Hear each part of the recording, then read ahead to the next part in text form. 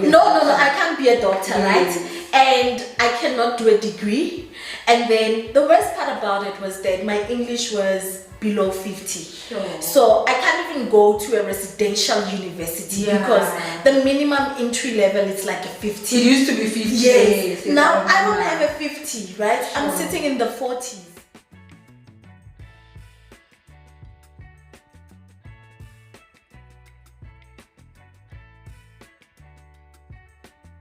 Hi everyone, welcome to my channel. This is CA and Audit Conversation with Amu. My name is Amu and I'm the co-founder and the host of this channel, and we have started on the my CA journey conversations. So how I became a CA. I have started doing the series. I had part 1 where I took you through my journey. So if you haven't watched that, please click somewhere here just to hear about my journey. So today is a very interesting day. I'm very nervous. I've been saying I'm nervous because I have my friend with me who so happened to be my guest today, and she's my first guest in this channel and in my other channel as well. I don't have a guest yet, so I am nervous. If you do pick it up, I do apologize, but yeah, I know the Holy Spirit will lead us. So we are still in the series of my CA journey, and like I said, I've already shared my journey, and I feel like my journey does not represent, you know, most or majority of the people that also are CAs or want to be CAs. And my plan is to have more people, especially people that had different journeys, to inspire and to empower anyone who wants to be a CA. If you probably took a different journey like mine, not to think that this is the end of the world, but maybe today that this story is going to be your story or a similar story, or you're going to be inspired by her story. So that's why I've invited her here. Like, we already started having the conversation and I was so empowered and inspired. So I'm definitely sure that she is going to inspire you as well. So before we get into it, I'd like to welcome my friend. Hi Tsatsi, how are you? Please. Hey.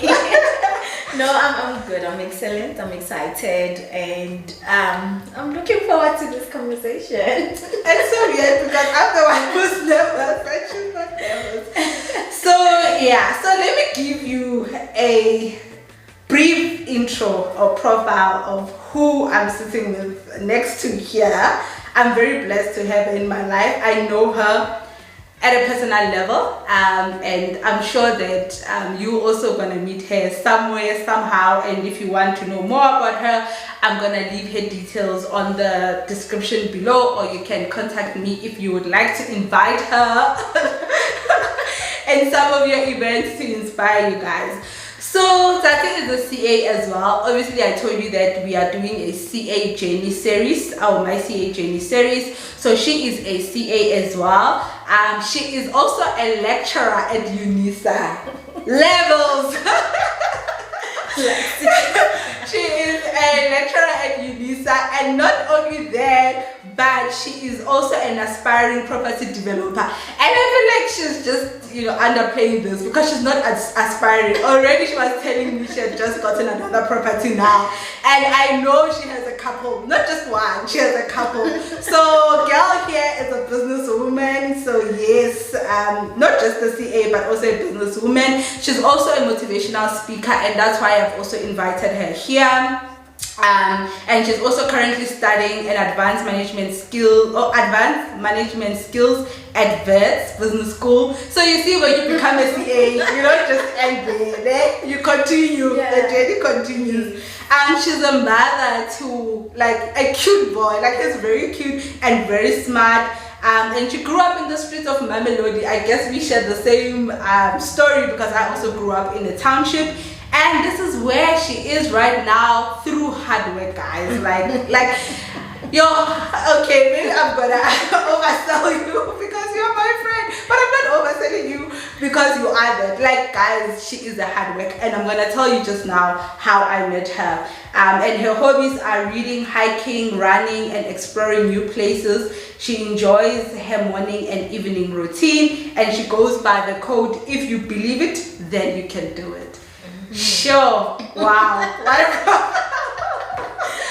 profile. Like, I think just before I share how I met you, but every day having a conversations with you, it's so inspiring. Before we started this interview, we were already talking about a lot of things, and just the 5 minutes that we spent, guys, I don't know if it was 5 minutes, but I was revived, I was refreshed. I was like, okay, I'm also going back to the gym. I'm also looking into other things that are growing me, and I think that's the reason why I really love you.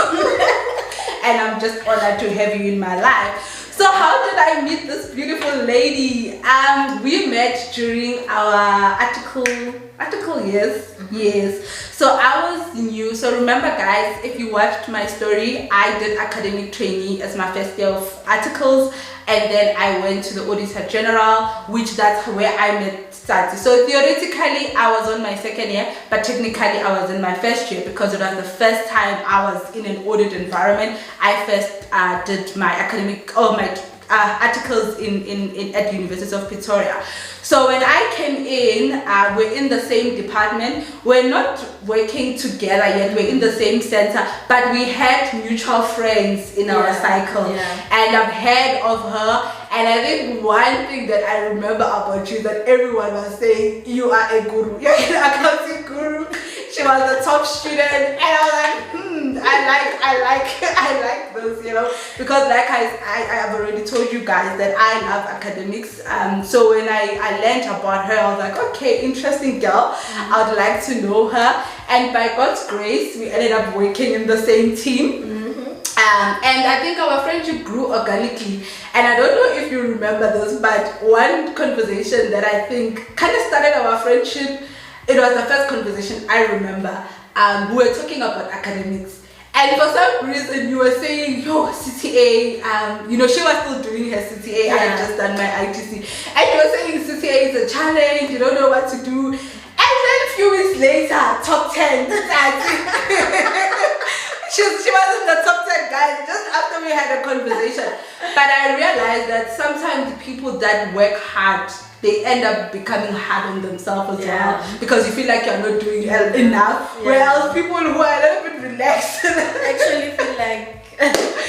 So that was one thing that sparked interest. And also when you started talking about investing into property, I'm also into property. So I think I started realizing that we have a lot of things that we like, and also motivating people. And also Christ, we both love Christ, we both love church.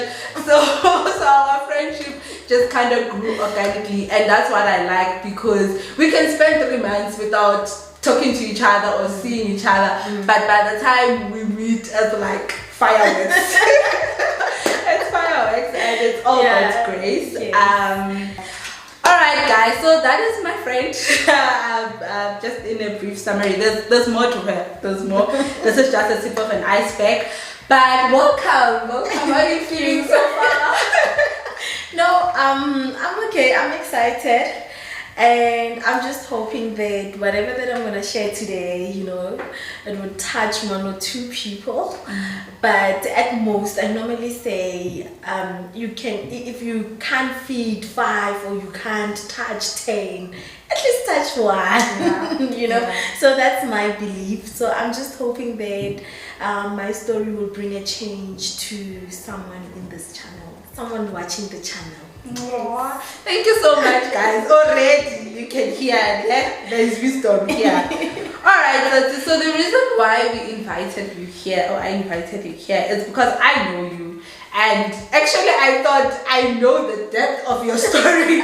But as we were preparing for this, I'm like, no, I don't even know half of the story. And just the bit that I know, for me, it was inspiring, because I went through the normal, I don't want to say normal because it's not normal, but the popular residential residential university way, like your normal university where you go in 8 and knock off at 5, and then your route is set out from high school. Even though I didn't know about the CA journey, but I've already explained how I got to know about it. But once I got to UP, University of Pretoria, my journey was kind of set. I knew what's the next step, and I followed whatever that was said in there until I met you and I became a CA. But you had a different journey, and I think sometimes when certain things happen to us, we don't know why, and it's only in hindsight we're like, okay, God, I see you. I see you. So yeah, there's a lot we're gonna touch on, but I just want to start with your upbringing. So already we touched that you grew on the streets of Mamelodi. How was your upbringing? Who raised you? In high school, where did you go to school, and what subjects did you do? What did you want to be? So I grew up in Mamelodi, right? So from my bringing up, I had both parents. Okay, I still have both parents. I still have both parents, right? However, both my parents did not stay with us. This is just because of work reasons. So they had to stay closer to work in Limpopo, both teachers, right? And we stayed in Mamelodi. We had helpers, so we'd have like someone staying with us. My mom would come back on Friday, as well as my dad on Friday. Sunday evening around this time, there's a taxi picking them up, back to work, So that is basically my upbringing, I think, up until I was in grade 10. So when I was in grade 10, my mom decided to travel every morning from here to Limpopo, So, catching the 5 a.m. bus and coming back roughly around 6. But we just saw the grace of God, we just saw God taking us through life, the protection, seeing God's grace, I became a parent at a very young age. Wow. I did. So I had to take care of my little sister, and then there was my little brother, and then there was the last born, and I was so angry at my mom. I'm like, this woman is pregnant. Why me? And you still wanted to go play. And you still want to go play, so you go play and come back, and now they're like, you didn't brush your shoes. So there's shoes, there's washing of the socks, there's all these things that are happening, and we needed to wake up at 5. I need to be ready, ensure my little sister is ready. So it was just, I had to quickly learn, to say when we arrive at home, let's brush our shoes, let's do the socks before we go play. Then sometimes you're just being a kid, you go play without doing your chores first. It catches up. Tomorrow you realize, the shoes are not done.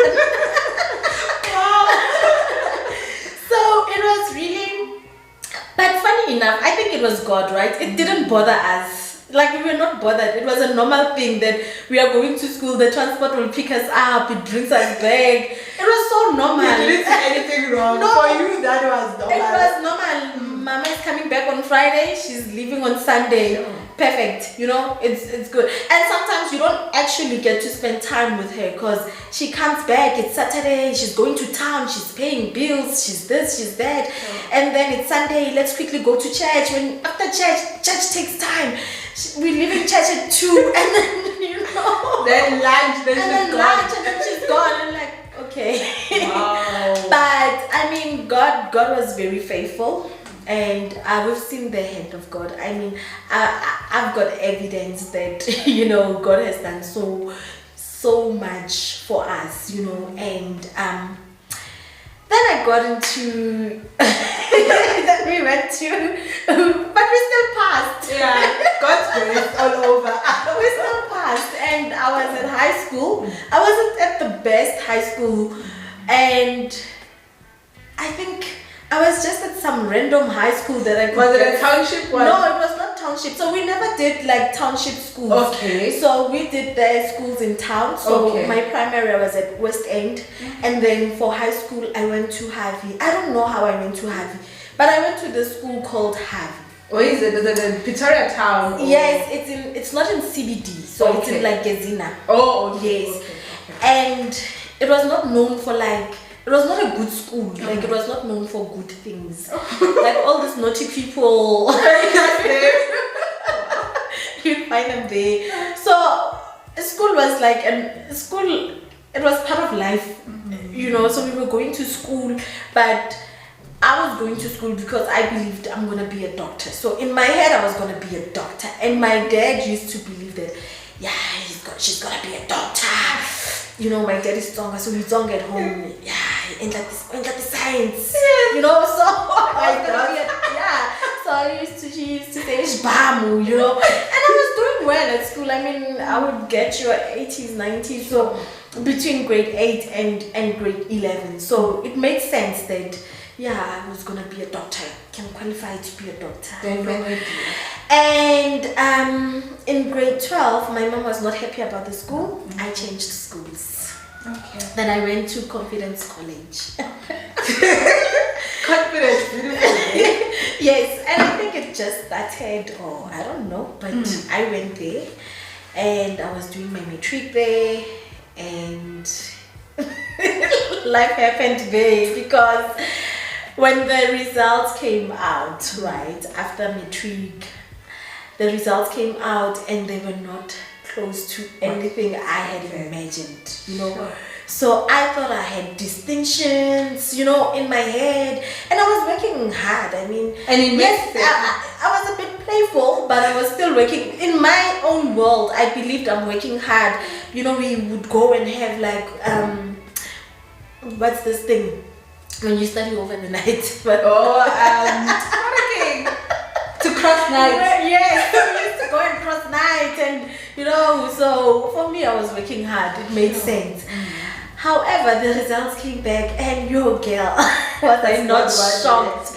And also because you've been getting distinctions. Yes, so I think now in Matric, I thought that I can pass, you know. So I believed I can pass. So, and I thought that if I've been getting 80s and 90s, what's so difficult now? Yeah. You know, but then that year, I don't know if I was too playful or whatever happened though. I think that is the year where my career decisions actually God just stirred them, you know, and things changed. And now I come back and girl has a D. So I passed with a diploma. And I'm like, hey, diploma. And for context, maybe for people that don't understand, so a diploma, normally one would not go, there are few universities or few courses, or even doctor, you can't now be a doctor. No, I can't be a doctor, right? And I cannot do a degree. And then the worst part about it was that my English was below 50. Sure. So I can't even go to a residential university because the minimum entry level is like a 50. It used to be 50. Yes. Now I don't have a 50, right? Sure. I'm sitting in the 40s. And I had applied at TUT, I had applied at UJ rejected now, you know. So the applications went out.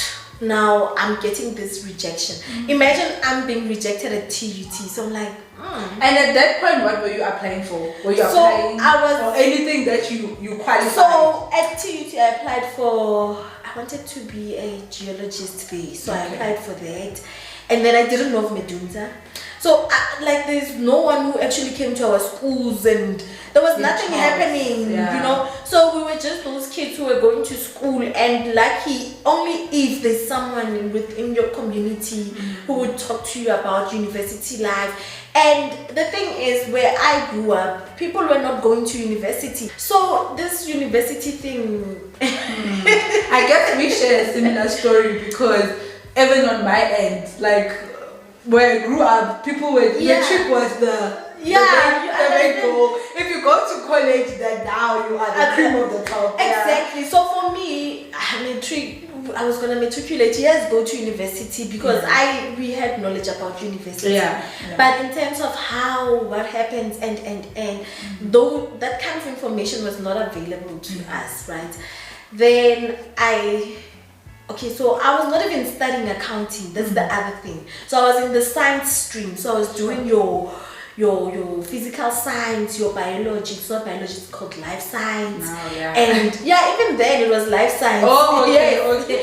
So I was doing tourism, pure meds, Afrikaans, and English. So nothing related So to it was accounting. nothing. So basically, accounting, the last time I would fairly say I saw it was in grade 9 when it was EMS. Sure. You know, so that was the last time I saw accounting, and then from there I was just out. Then the marks are not allowing me to go anywhere. So now you are at the point where you are applying for anything that you qualify for based on the results. On the results, Okay. and it's difficult. Sure. And it's that time of queues. You know, when there used to be queues and stampede and So we used to go to the university there and apply in the morning. to say what is available. Oh, wow. I'll take it. You understand? And funny enough, I was not getting anything. So every every course that would be available at that point, I didn't qualify for it because now you're English. And I'm like, yeah, this is like the end of me, right? Yeah. So my dad was so mad, and he's like, no, you can go and upgrade this English, right? And then after you've upgraded the English, you go to university next year. And that being me, I'm okay with that, no problem. I'm gonna stay at home, upgrade English. So just this one weekend he's back, and then he's like, no, you're gonna do accounting. So I'm like, accounting? This man. After I did lifestyle. So he's talking accounting, and he's talking that, yeah, you'll work with money, you know, and you're gonna go to Rosebank and apply there, and you must apply for this course. So he specifically says you go and apply for diploma in financial accounting. Yes. So I'm like, hey man. And then I didn't want, right? I don't know accounting. What are you talking about? Why are you setting me up for failure? That's me, you know. So I'm starting to think of those kind of things. And he's like, no, if you're gonna stay in my house, you're gonna do as I tell you. So now it's like, you know, I'm telling you to do this and you're gonna do it. So I went to Rosebank, applied for diploma in accounting. It was so easy because the money, he gave me the money. Yeah. I paid. So the marks did not matter anymore. You know, Everything is sorted. the stress was gone. So I was gonna study financial accounting. So that is where my journey of being a CA started.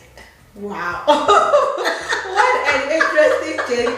And for me, like everyone else, I just learned about the physics of doing physics and life science with everyone now. I thought you always did accounting in high school and then okay, so now you are in Rosebank College. You've applied, or you are studying now financial accounting, and you didn't want this, right? Yes. But because of your dad, it's like you are doing this. Yeah. So now, in the interest of time, if you can just summarize for us, how was your journey or your experience at Rosebank College? And when you were studying, were you already saying, okay, I'm studying to become a CA, or were you thinking about something else? Okay. And also doing accounting in that after doing lifestyle and physics and everything. So I go and stay in town, right? But I mean, God loved me, guys. I'm God's favorite. He loves you. He loves you. So he puts me into a church, and I stay in town, and yeah. Well, the highlight of my journey was my first year and the first test in financial accounting, right? So we're writing an accounting test, and this is a revision for your accounting learners, right? Your accounting students. People like us who come from high school with accounting background, right? So this is like the easiest thing they have to write, and there I am. I have no clue what is sitting there, right? What is this people talking about? They're talking double ledger, they're talking about the double entry system, and I'm so confused. Sure. Right? I'm like, no, this is not me. So the results of the test come back and I failed. Yo. Right? And I failed and I'm crying. And I call my mom. No, this thing is not working for me. Right? I don't know this accounting. And I feel like I'm gonna fail forever, so I'm not doing this thing. So her response, right? She's like to me, even when we went to teaching college, we didn't know teaching. Sure, yes, mommy. I love it. So that was like, yo, this woman, what are you saying? So she's like, no, you're gonna learn accounting and you're gonna know accounting. And I learned accounting from being I think the lowest at that time to being the top 3. Yes. So I graduated cum laude at Rosebank College. Yes, I am cum laude. So I used to have my people that I knew. They were like two friends of mine. I knew that if they're not first, I'm the first. Sure. So they were my competitors. So I always felt like I know I have to beat them. So that was my job at Rosebank College. That is where I learned the basics of accounting, what accounting was all about. I learned communication skills. There was a whole lot of things that I learned there, right? But even at that point, in my head, I'm gonna work with money, right? So that's what I was told, that you're gonna do this course and you're gonna work with money. So money is at the bank. You want to see the extra. So for me, I'm gonna work at the bank with money. So that was what I knew. And in terms of CA, being a chartered accountant, I had no clue. Sure.